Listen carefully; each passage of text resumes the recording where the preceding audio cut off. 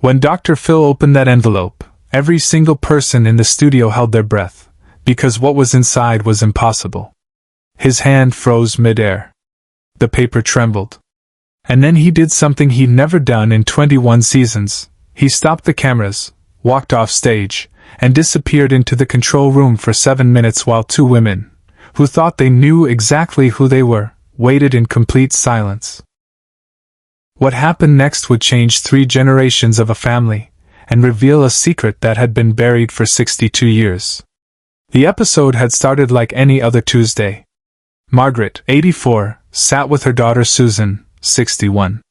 Susan had spent her life searching for her biological father. "Margaret," Dr. Phil began, "you've told Susan her father was Robert Mitchell, who died in Vietnam in 1964. But Susan found military records showing no Robert Mitchell from your town died in that war. Is that true?"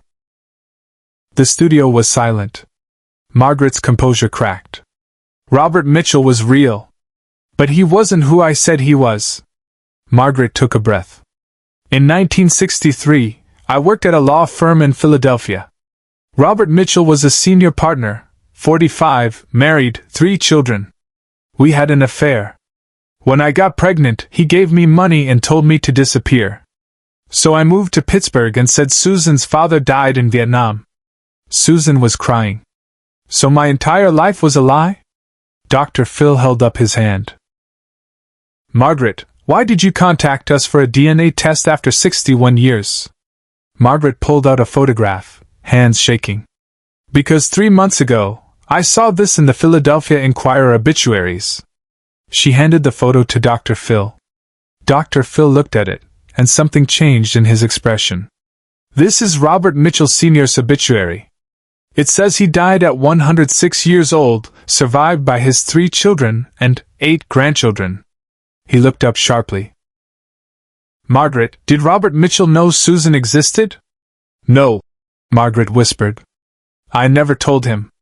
He died thinking he had 3 children. But Dr. Phil, that's not why I'm here." Off camera, Dr. Phil made a choice no producer expected. "Stop the tape," Dr. Phil said suddenly. The cameras kept rolling for a moment before the director cut them. Dr. Phil stood up and walked to the edge of the stage, gesturing to his senior producer. The studio audience sat in confused silence as Dr. Phil had an animated conversation none of them could hear. Susan and Margaret sat frozen in their chairs, not looking at each other. After 90 seconds that felt like an hour, Dr. Phil returned to his seat. The cameras rolled again. "Okay," Dr. Phil said, his voice different now, softer, more careful. "Margaret, I'm going to ask you something, and I need you to be completely honest with me. Did Robert Mitchell's children know about Susan?" "No," Margaret said. "But I think one of them might have suspected."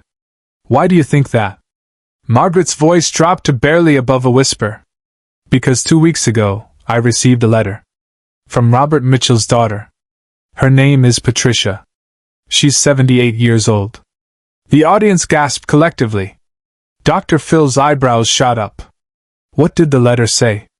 Dr. Phil asked. "It said, I found your name in my father's papers after he died. I found a bank statement showing payments to you from 1963 to 1965. I'm 78 years old. I don't have time for mysteries. If there's something I should know, please tell me." Susan's head snapped toward her mother. "You never told me this." "I know," Margaret said, tears now streaming down her face. "I was terrified. But Susan, there's more." Dr. Phil leaned forward, his professional mask completely gone now, just genuine human concern on his face. "What else, Margaret?" "Patricia sent me a photo of herself." Margaret pulled another picture from her purse. "And when I saw it, I couldn't breathe." She handed the photo to Dr. Phil. He looked at it, then looked at Susan, then back at the photo. His expression shifted from curiosity to absolute shock. "Bring Susan's purse over here," Dr. Phil said to a production assistant. When it arrived, he pulled out Susan's wallet and opened it to her driver's license. He held the license next to Patricia's photo. But what happened next is something no one in the room, or watching at home, saw coming. Ladies, Dr. Phil's voice was steady, but you could hear the emotion underneath. I need to tell you something. 2 weeks ago, we didn't just order a DNA test between Margaret and Susan. When Patricia contacted our producers, she agreed to submit her DNA as well. Susan's eyes went wide. What? Why didn't anyone tell me? Because Patricia is 78 years old and has a serious heart condition, Dr. Phil said gently. She didn't want to meet you or Margaret unless the DNA proved there was a connection. She didn't want the stress if it turned out to be nothing. Margaret was gripping the arms of her chair so hard her knuckles were white. Is Patricia here? She's backstage, Dr. Phil said. But before we bring her out, I need to show you both something. Subscribe and leave a comment, because the most powerful part of this story is still ahead. Dr. Phil pulled out the white envelope. It had confidential DNA results stamped across it in red letters. The camera zoomed in on his hands as he broke the seal. The sound of the paper tearing seemed impossibly loud in the silent studio. He pulled out 2 sheets of paper. Read them silently. Then read them again. When he looked up, his eyes were actually glistening. In 21 seasons of this show, Dr. Phil said quietly, I have never, and I mean never, seen DNA results like this. The audience was so quiet you could hear people breathing. Margaret, Dr. Phil said, the DNA test confirms that you are Susan's biological mother. No surprise there. Margaret nodded, confused about why he was stating the obvious. Susan, Dr. Phil continued, the DNA test confirms that Robert Mitchell Sr. was your biological father. Susan closed her eyes, a tear rolling down her cheek. So it's all true. Yes, Dr. Phil said. But there's something else. Something the lab flagged as highly unusual and asked us to verify 3 separate times. He looked at both women, and then he said the words that would change everything. Patricia Mitchell submitted her DNA. And according to these results. He paused, and the pause felt eternal. Patricia is not just your half-sister Susan. Susan's brow furrowed in confusion. What do you mean? Dr. Phil's voice was gentle but clear. The DNA shows that you and Patricia share the same mother and the same father. You're not half-sisters. You're full biological sisters. The words hung in the air like they were physically impossible to process. Margaret's face went completely white. She stood up halfway and then sat back down, her legs giving out. Susan just stared at Dr. Phil. That's impossible. My mother is sitting right here. I know it seems impossible, Dr. Phil said. Margaret, did you ever give birth to another child before Susan? No, Margaret said, her voice rising in panic. No, I swear, Susan is my only child. This has to be a mistake. Dr. Phil looked at the papers again. The lab ran this test 3 times because they thought it was an error too. But all 3 tests show the same thing. Susan and Patricia are full biological sisters, which means they share both a mother and a father. The studio erupted. Audience members were talking over each other, some standing, some crying. Dr. Phil stood up and held his hands out. Everyone, please. Please sit down. I know this seems impossible, but there's someone who might be able to explain it. I'm going to bring Patricia out now. From backstage, a production assistant led out a small, elegant woman with white hair. She was walking with a cane, moving slowly. When she reached the stage and saw Susan and Margaret, she stopped completely. For 10 full seconds, no one moved. Patricia stared at Susan. Susan stared back. And Margaret looked like she might faint. Patricia spoke first, her voice shaking. I never knew I had a sister. My father never told me. But after he died, I found his diary. And in it, he wrote about the mistake he made and the daughter he abandoned and how he prayed she'd forgive him someday. I spent 3 months searching for you. She took 3 slow steps toward Susan and stopped. My whole life, I felt like something was missing. Like I had a phantom limb. And now I know why. Susan stood up, trembling. But how can we be full sisters if my mother is sitting right here? Patricia looked at Margaret with an expression of such profound sadness it was hard to witness. Because, Patricia said softly, you're not just Susan's mother. You're mine too. The entire studio gasped in unison. Margaret made a sound like all the air had left her body. That's impossible! Margaret shouted. I never had another baby. This is insane. Dr. Phil stepped forward. Margaret breathed. Patricia, explain what you mean. Patricia pulled out a yellow document. After my father died, I found this adoption record from 1947. It says Robert Mitchell and his wife adopted a baby girl. That baby was me. She turned to Margaret. You're 84 now. In 1947, you would have been 3 years old. Margaret, were you adopted? Dr. Phil paused. The question hung in the air like a thunderclap.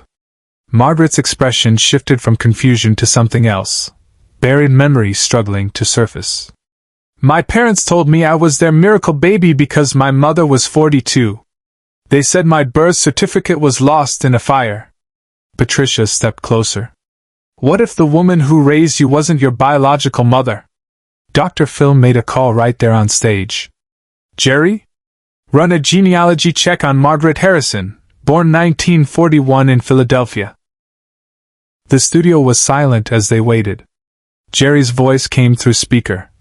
We found an adoption finalized in March 1941 for a baby girl.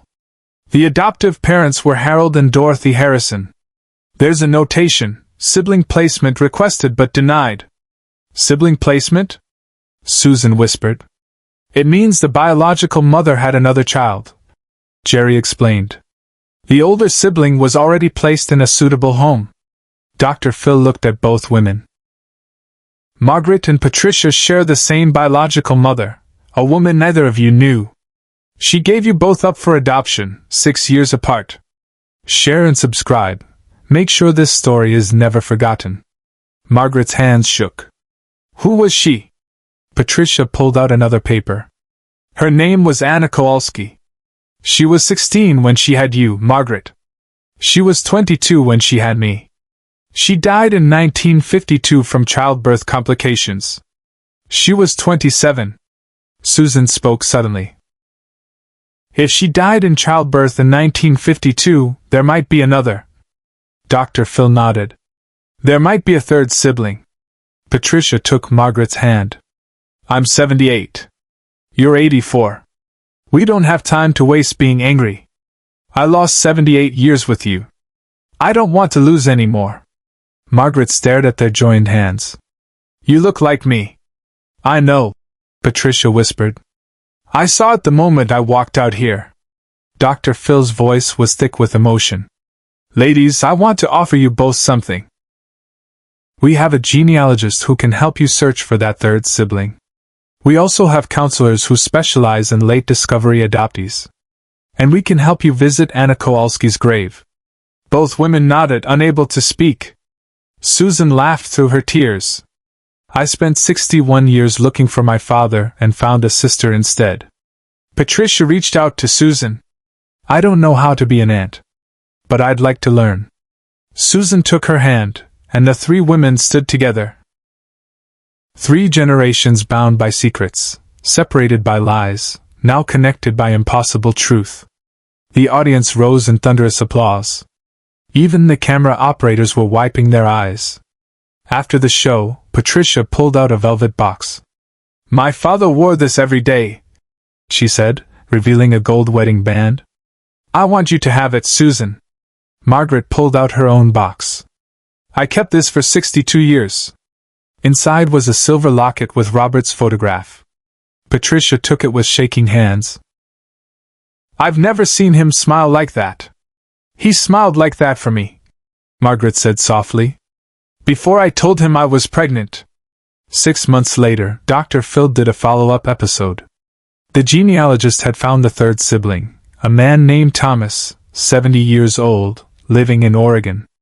The DNA confirmed he was Anna Kowalski's third child. All four appeared together: Margaret, 84. Patricia, 78. Susan, 61. Thomas, 70.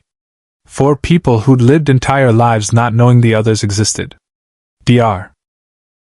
Phil showed them the only known photograph of Anna Kowalski, 16 years old, holding an infant in 1941. The baby was Margaret. They traveled to Philadelphia together to visit Anna's grave. On the headstone, someone had placed a card. "Your children found each other. You can rest now." Dr. Phil's final words became one of the most quoted moments in the show's history. Sometimes the families we search for aren't the ones we expected to find. These 4 people lost decades with each other. But what they found is something more valuable than time. They found belonging. They found the answer to that question all of us carry: where do I come from? And sometimes, that answer changes everything. The impact rippled far beyond that studio. Adoption agencies reported a 300% increase in birth record requests. DNA testing sales tripled. Somewhere in America, other separated siblings saw this episode and thought, maybe I should look too. Dr. Phil kept that white envelope with the impossible DNA results in his office, a reminder that truth is patient. It waits decades if it has to. But eventually it finds its way to the light. And when it does, everything changes.